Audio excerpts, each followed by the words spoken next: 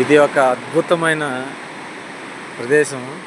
మానవ జీవితంలో ఒక్కసారన్నా దర్శించాల్సిన ఒక మంచి ప్రదేశం. సప్త ఋషులు తపస్సు చేసిన ఒక మహా స్థలం ఇది. ఈ స్థల పురాణం చెప్పుకోవడానికి మనకి మాటలు కూడా లేవు. అంతటి స్థల పురాణం గల ఒక స్థలం ఇది. అమ్మవారు స్వామీజీకి కళ్ళలో కనబడి చెప్పిన ఇక్కడ ఒక నిర్మించమని, దేవుడి యొక్క ప్రతిమను నిర్మించమని ఆయన ద్వారా సందేశం ఇచ్చినట్టు మనం గమనించవచ్చు. ఇక్కడ శివయ్యని, పెద్ద శివయ్యని ఇక్కడ చూడొచ్చు. ఇక్కడ చూడండి, ఉమ్మెత్త చెట్లు, ఎంత శివుడే ఇక్కడ ఉన్నాడా అన్నంత ఇదిలో ఇక్కడ ఉమ్మెత్త చెట్లు ఉన్నాయి. చూడొచ్చు మీరు. ఇదంతా కూడా మంచి ప్రదేశం. పక్కనే గంగానది ఒడ్డున ఆశ్రమము. ఈ ఆశ్రమం వదిలేసి నాకైతే రావడానికి ఇష్టపడలేదు. సో ఇంకా ముందు కార్యక్రమాలు ఇంకా చేయాల్సి ఉన్నాయి కాబట్టి ఈ ఆశ్రమాన్ని ప్రస్తుతానికి టెంపరీగా వదిలేసి ఇంటికి రావడం జరుగుతుంది. చూడొచ్చు మీరు ఈ అందాలు.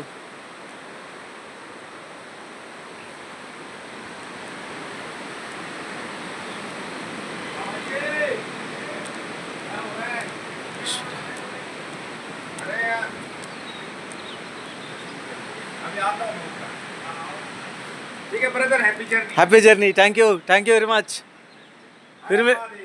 फिर मिलेंगे. हर हर महादेव.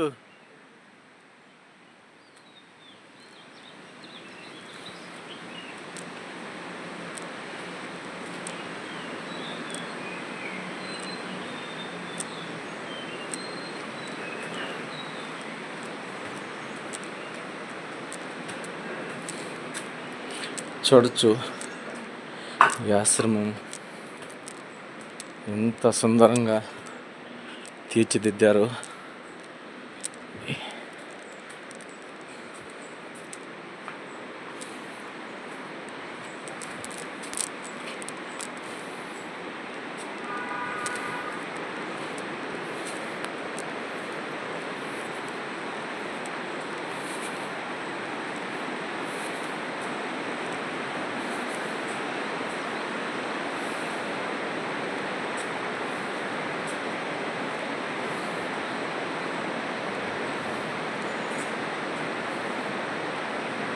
ఇక్కడ చూడొచ్చు దుర్గామాతలు, నవదుర్గలు ఇక్కడ ఉన్నారు.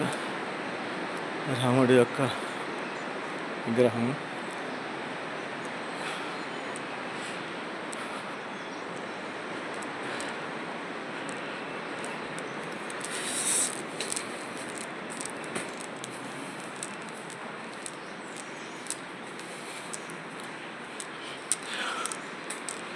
ఇక్కడ చూసినట్లయితే సప్త ఋషులు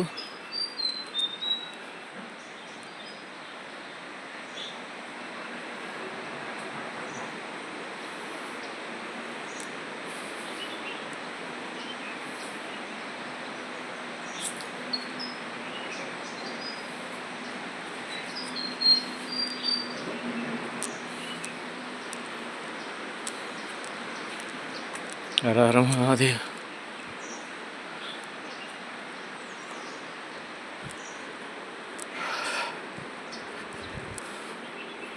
మనం ప్రకృతి ఒడిలో ఉన్నామని ఎలా అనిపిస్తుంది ఈ యొక్క ప్రదేశం అయితే.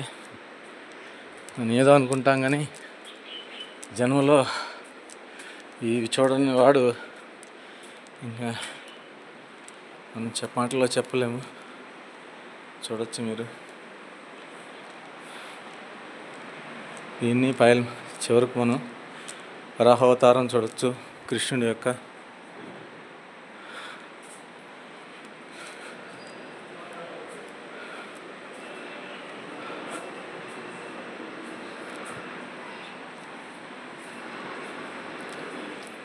వినాయకుడి